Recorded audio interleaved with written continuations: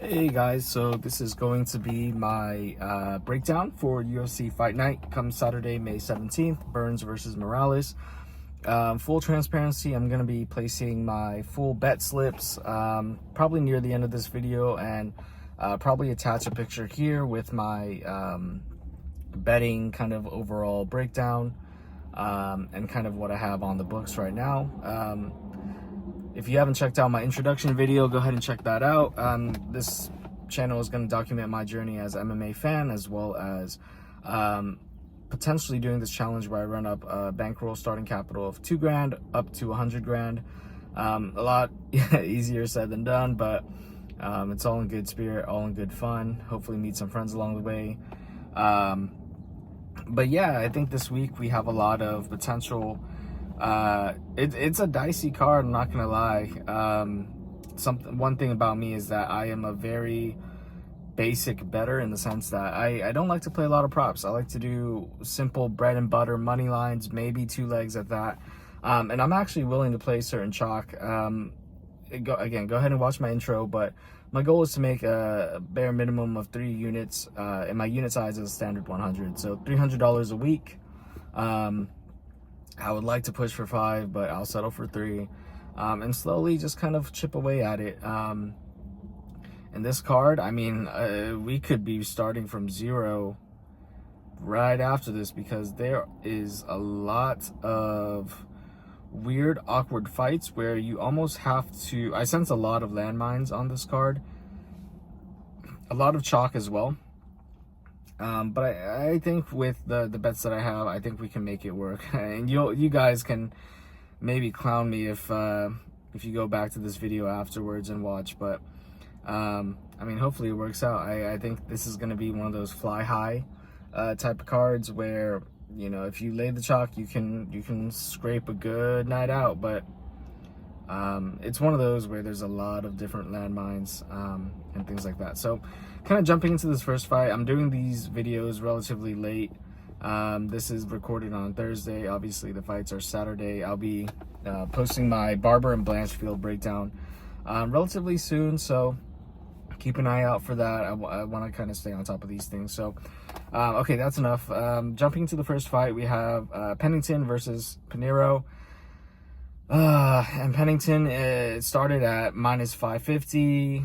Now she's around minus 350 on certain books.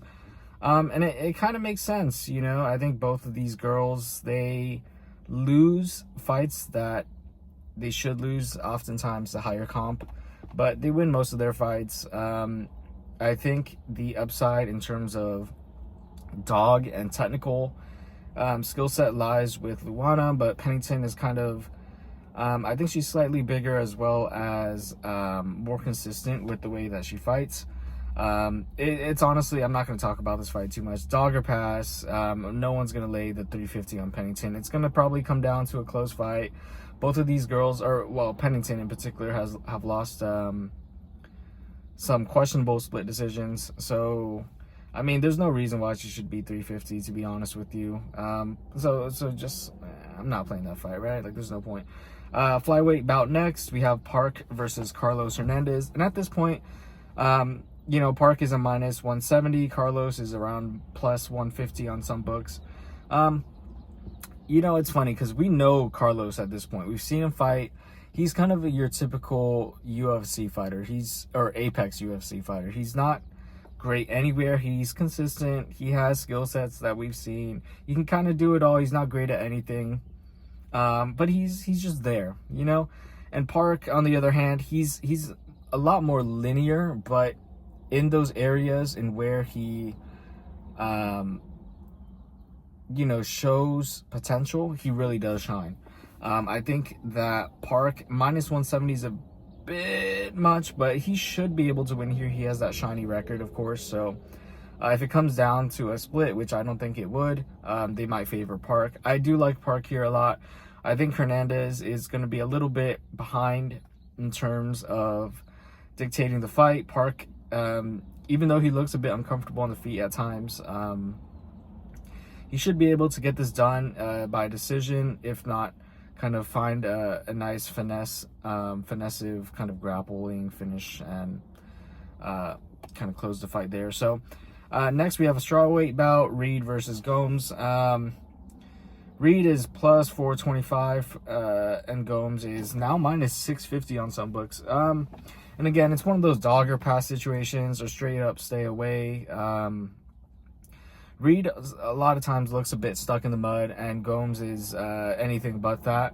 I think she's gonna just control the fight over 15 minutes, maybe even find a finish near the end.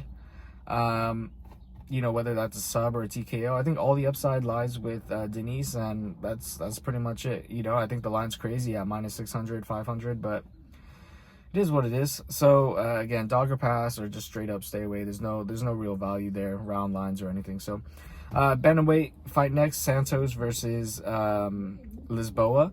I actually like Lisboa here. I got her a bit early at around plus 115, thinking that I would have scored some value, but people like Santos, and I like her too. I think I've seen, you know, I've bet her in the past multiple times. I've never lost a Santos bet, but I think there are inconsistencies in her game. I think she is still kind of developing. She's 25, and the experience factor, the tenacity factor, the grappling upside is all with Lisboa here. I know she's coming off that layoff.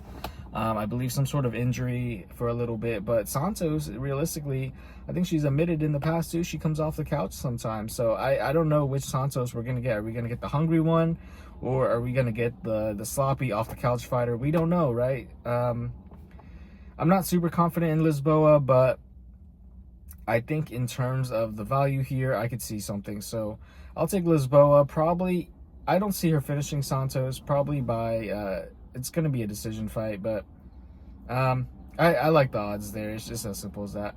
Featherweight bout between Connor Matheus and Devell. I'm not high on Devell. I think he's a little questionable at that. But at the same time, Connor Matheus is, he's a guy that's there to be hit. I think he's basically like a walking punching bag.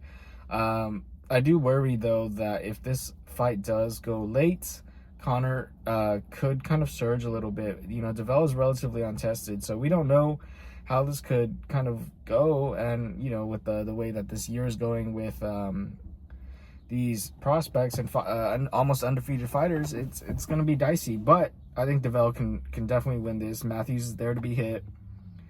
I think if this fight does get a bit extended, it could get a bit dicey, but Devell should cover his pretty chalky price. I'm not playing it, though. I don't see... I could see it kind of going both ways, unfortunately. This is kind of like a show me fight, right? I want to see Devell one or two more times. I'm not super high on him, so pass, no big. Next, we have Gordon versus Moises. At this point, Gordon's probably going to close as a favorite, minus 120 versus the minus 108 for Thiago. I see why people like Gordon. I think he's very tried and true in what he does. He's consistent. He knows what he's doing. And he's looked pretty good as of late, right? Like, he should have won that Hasprat fight and with the Patty fight, too. So he's looked good. He hasn't shown that he has had any signs of slowing down, things like that. Moises, on the other hand, sometimes I think... So my pick is Moises. I like Moises here. I'm not super confident, but in terms of the odds, and it's basically how to pick them, I'll sprinkle a bit on Moises. I think even though sometimes he can be a bit slow and, you know, a bit low volume at that, I think he will be able to counter Gordon's pressure here. He's going to hit harder for sure. And I think there is potential that he can snuff Gordon enough to kind of lead and dictate the dance to win this fight. And again, not super confident, just like a lot of these picks on the card, but in terms of like a pick'em kind of value, I like Moises here. And again, hopefully it doesn't happen, but if it gets real dicey and to the judges, I don't know. Gordon's been on the wrong side of those scorecards a lot, so we'll see. And then the fight to close out the prelims, we got Matheus Camilo versus Gabe Green. I got in Matheus pretty early at minus like 170, and I like him, you know. Gabe Green has been out, I think, a 2-year layoff. He hasn't looked the best, obviously, and this is a lightweight bout. You know, Camilo has shown that. I like that he's tasted defeat before. You know, I like that he has the power upside, finishing upside. Gabe Green is tried and true again, but I think he's untrustworthy in terms of like the layoff, new weight class, things like that. I'm not super high on Matheus, but I definitely can see him sparking this. I do have Matheus money line. I got that early, like I said, as well as the under 2.5. If this thing gets dicey, Gabe takes over. It is what it is, but I like Matheus there a lot. Opening up the main card, we have Arosa versus Costa. Costa opened up at -200, Arosa at +180, and now they've kind of tapered down. So Costa's at 175 now. Both these fighters have fought recently. You know, Arosa has just fought Elkins at that the last pay-per-view, as well as he fought C-Rod relatively, I think, the end of last year. Costa has fought File as well as C-Rod as well. And he's so both of these fighters are having relatively quick turnarounds. Especially Costa, right? He's fought like 3 or 4 times in the past year, and if there's any, you know, kind of injuries, that could be an issue. But I like Costa, and I was willing to parlay him with Ruziboev, and that's I'll break that down next. Got him early, so the lines have tapered down a bit, but I could see why people like Arosa this week. You know, he looks good. I mean, he should against Elkins, but he's long, he's lanky, he has that sub upside. Costa, you know, hopefully he's not dealing with any injuries. I'm sure the paychecks are good, but if this fight goes, you know, long, deep into 2 and 3, I could see Arosa getting the finish here, unfortunately. But I like Costa overall. He's going to be quicker, going to have more snap, and Arosa's there to be hit. So I think Costa can hang on the ground, especially early on, maybe in the first like 9 minutes. But not a spot I'm super high on. I really want to see Costa see what he's about here. I think this is kind of like another show me spot for him. He did take a lot of damage against that C-Rod, especially in the later round. But yeah, my pick is going to be Costa. I have him in 2 parlays, and again, I'm pretty dicey about this week, but I have a good feeling, if that makes sense. Like sometimes your heart tells you one thing, but your brain tells you another. So we'll see how it goes. Next fight on the main card, we have Dustin versus Ruziboev. Ruziboev -300, and Dustin is +250. So I've seen a lot of stuff this week about people picking Stolfus against Ruziboev, and I don't know why. I just don't. I think Dustin's like a walking corpse at this point. You know, we've seen Ferreira beat him up.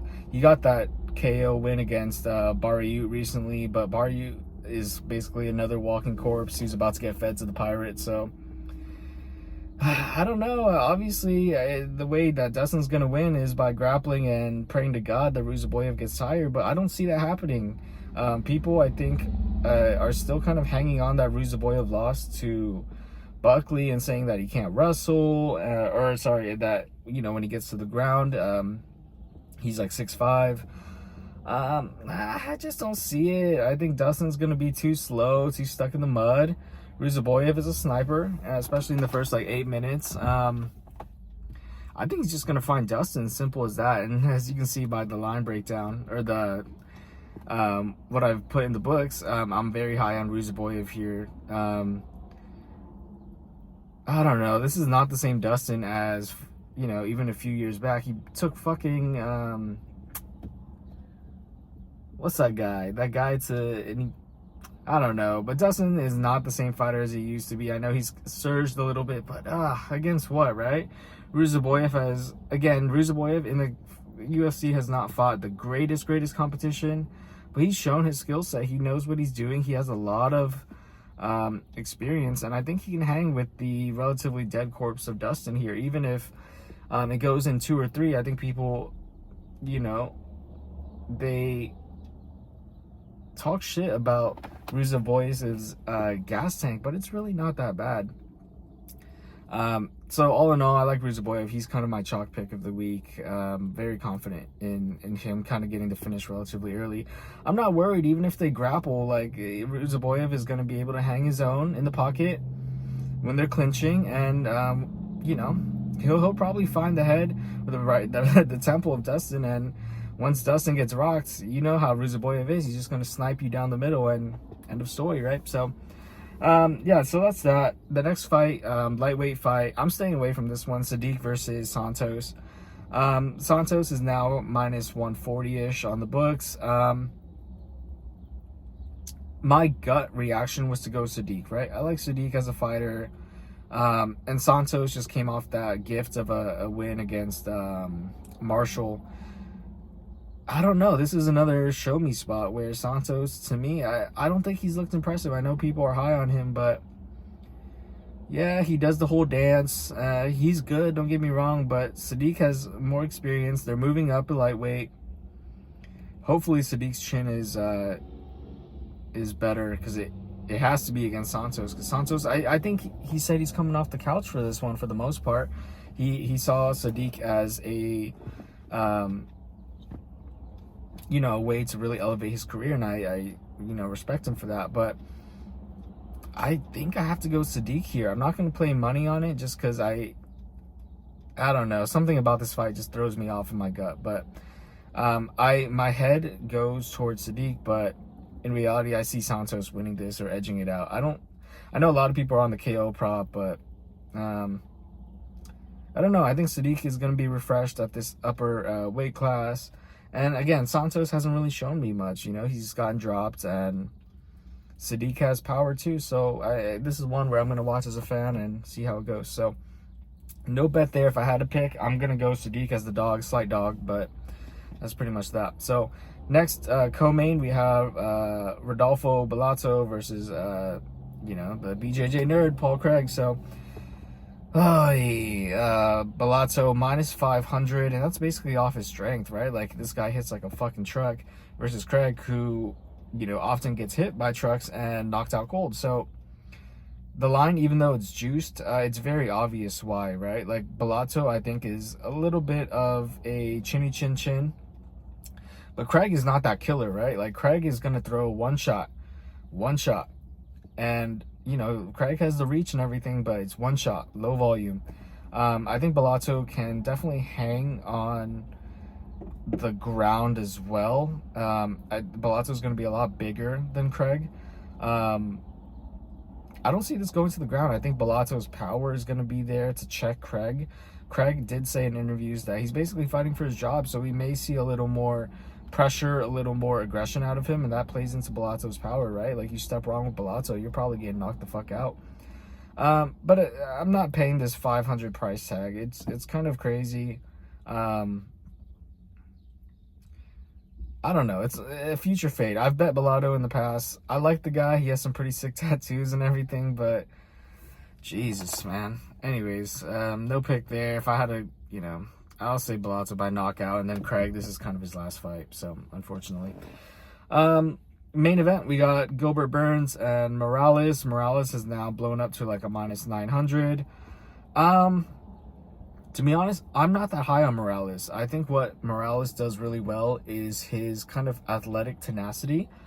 I think that's really what he has. You can tell that he's very slick. Like, he just was born to be doing something like this, you know? He's fast, he's slick, he has finesse. I'm not completely sold on Morales. He took Jake Matthews to a decision. It was relatively close. I don't know. I don't sense like killer instinct from Morales. I know he did Magny pretty good, but yeah, I can't justify the minus 800, and I know Burns is definitely obviously on a decline. Brutal knockout by now champ JDM. Brady took him to a decision, and he's like 38 now, so I think this is a spot for the UFC that, you know, they want to set up Morales to win the soon-to-be corpse of Burns. But if I were to bet this, you know, everyone, it's dog or pass, right? Like, you either go Burns submission, If you really want to get spicy, Burns TKO, Burns in the distance, decision no action, something like that. But I don't see any value. There's no point adding Morales to the parlays and stuff at this price, you know. I think obviously my pick is going to be Morales to win, but man, my heart is rooting for Burns, right? This is Morales. It should be his shining moment. We'll see. So that's kind of my breakdown for the card. So just kind of recapping, Morales probably by TKO, hopefully not. Even if it goes to a decision and Burns doesn't take too much crazy damage, I'd love that. I think Bellato finds a finish here. I don't think Craig is going to be able to outwork Bellato at all or get it to the ground more than maybe a minute. I think Bellato is going to be fine, but the price tag is crazy. I'm going with Sadiq here over Santos, but realistically, I see Santos edging this out. I think it's going to be a close fight. I'm interested to see how the weight is going to look on both of them at this new weight class, how Sadiq looks off that layoff. He's been off for a year and a half, so we'll see. I'm not sold on Santos. I got Ruziboev knocking Dustin out within the first, like, 7.5. I love that fight. I got Costa winning against Arosa. I think he's going to do a little bit more, over probably 15. I think the KO upside is with Costa too. However, if it gets dragged late, it's going to get dicey. Arosa always has those nasty submissions. We'll see. That one's a good one too. I have Matheus beating Gabe. One of the situations where, hey, you're just fading the guy who's coming off a layoff. This guy's surging. It is what it is. I got Moises beating Gordon by a close decision. They're going to go tit for tat, and I think Moises is going to hit a bit harder, going to not let Gordon dictate the pace, and that'll seal his fate. So I got DeVale against Matheus, but not super high on him at all. This is another show me spot. Lisboa is going to beat Santos, I think, by a pretty surprising unanimous decision here. I think she's going to be bigger, a lot more experience, even in the grappling, the submissions, power, striking, everything. I like Lisboa here a lot. I like Santos a lot too, but, you know, sometimes she's inconsistent. So Gomes is going to probably finish Reed, probably in 2 or 3. Reed is too stuck in the mud at this point. Park is probably going to win against Carlos here in a pretty easy decision here, where he will show levels against the apex robot such as Hernandez. And then Pennington is probably going to be Luana, but again, I'm not super big on this fight either. So yeah, we'll see how the fights go. I'm going to bet my slips. I'm going to place my slips somewhere here, show full transparency, but that's kind of how I see the Burns versus Morales fight night going. If you guys have any questions, let me know down below. Reach out, we'll talk, we'll politic, and I'll be posting my bets and breakdowns for next week's card, Blanchfield versus Barber, relatively soon as well. So yeah, we're gonna run up these pockets here. We're gonna go from 2K to 100K. We'll just see how it goes. All right, talk to you guys soon.